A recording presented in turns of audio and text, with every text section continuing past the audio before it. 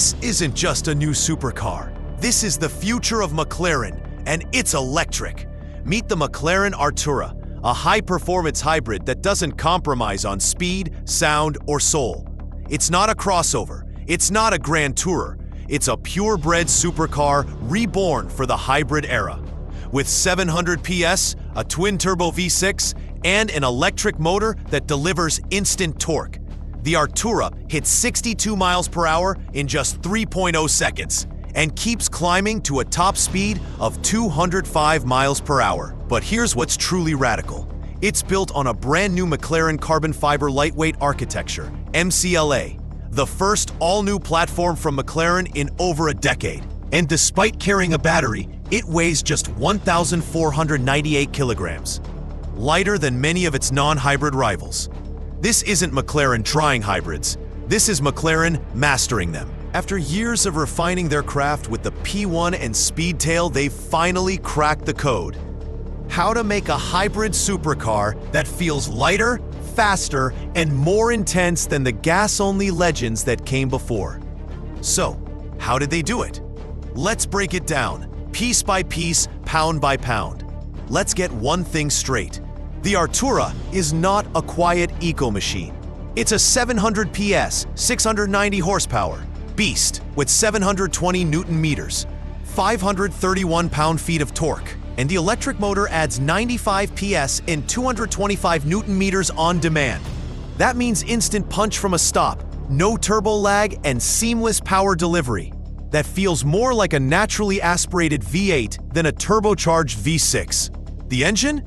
A 3.0-liter twin-turbo V6, McLaren's first ever V6 in a production car. Why not a V8? Simple. Weight.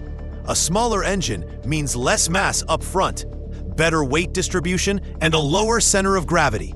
And don't worry, it still roars. The exhaust note is sharp, metallic, and high-pitched, pure McLaren. But the real magic is in the hybrid system.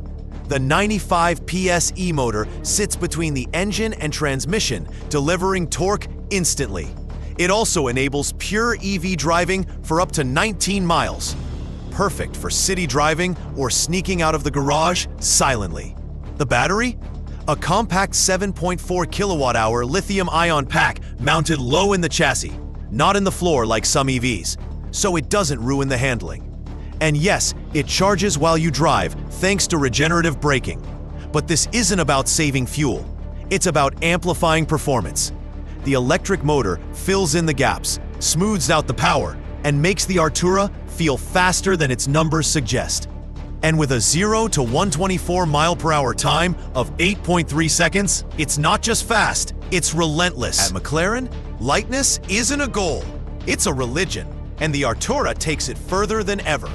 The entire car is built around the new MCLA platform, a carbon fiber monocoque so advanced it's 25% stiffer and 10% lighter than the old carbon tubs used in the 570S. The body panels?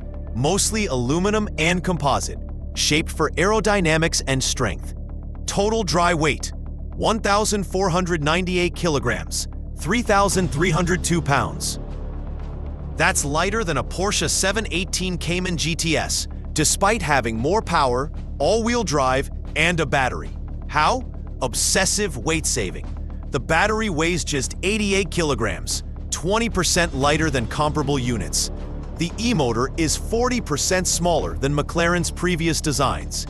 Even the wiring harness is lighter, shortened by 30 meters and reduced by 22%. Every gram was hunted. The result? A power-to-weight ratio that crushes rivals. And it shows in the driving. The Artura feels smaller, sharper, and more alive than its dimensions suggest. It changes direction like a kart. It brakes with confidence. It doesn't just go fast. It thinks fast. And that's because less weight means less inertia, less tire wear, and more driver feedback. This isn't a heavy hybrid. This is a lightweight hybrid. And that's what makes it uniquely McLaren. Form follows function. Always look at the Artura. It's not flashy. It's not covered in vents and wings. It's minimal, purposeful, and beautiful. Every curve exists for a reason. The hidden door inlet ducts feed air to the radiators without ruining the clean lines. The rear buttresses guide airflow over the engine bay. The active rear spoiler deploys at speed, generating up to 50 kilograms of downforce, enough to keep it glued at 200 miles per hour. The diffuser is sculpted to accelerate airflow underneath, creating low pressure and sucking the car to the road. Even the glass engine cover isn't just for show. It helps manage heat. The front end is low and sharp, with slim LED headlights and a wide mouth for cooling. The side profile is pure supercar. Long hood, short rear deck, dihedral doors that swing upward like a spaceship. The rear, clean, with a full-width LED light bar and twin exhausts flanking the diffuser. Inside, it's driver-focused. The digital cockpit is minimal. Just a 7.0-inch driver display and an 8.0-inch infotainment screen, both curved for visibility. The steering wheel is stripped of buttons. Everything is intuitive. The seats are lightweight, supportive, and wrapped in optional Nappa leather. This isn't a luxury barge. It's a machine for driving, and every design choice, from the carbon fiber seats to the aluminum hot-form body panels, serves that mission. Where the magic happens, this is where the Artura comes alive. The rear-wheel drive layout, double wishbone suspension, and electronic limited slip differential are all tuned for one thing: driver engagement. The suspension isn't adaptive. It's fixed, but perfectly calibrated for both track and road. It's firm, but not punishing. It soaks up bumps while keeping the body flat. The E-differential is lightning fast, shifting torque between the rear wheels to maximize grip and rotation. In track mode, the stability control loosens up, the throttle sharpens, and the active aero goes full attack. The steering, hydraulic, not electric, so you feel every bump, every change in grip. It's not heavy, it's connected. And the brakes? Standard carbon ceramic discs with 6-piston front calipers. They stop the Artura from 62 miles per hour in just 32.6 meters. That's insane. The 8-speed SSG transmission is faster than ever, with shifts in 200 milliseconds. No dual clutch? No. McLaren uses a single-clutch automated manual. Lighter, simpler, and more direct. It's not as smooth as a DCT in traffic, but on track, it's brutal, precise, and addictive. And with 3 driving modes, GT, Sport, and Track, you can dial the experience up or down. GT is smooth and quiet. Sport sharpens everything. Track disables traction control and unleashes the full fury. This isn't a car you just drive. It's one you connect with. McLaren didn't just build a faster car. They built a smarter one. The Artura features a new electrical architecture, 10 times faster than before, that powers everything from the infotainment to the hybrid system. The touchscreen supports Apple CarPlay and Android Auto. The digital cluster is fully customizable, but the real innovation is in ownership. The battery comes with an 8-year/100,000-mile warranty, same as the rest of the car. Fuel economy? 4.8 liters per 100 kilometers, 49 mpg combined, with 108 grams per kilometer CO2, low for a supercar.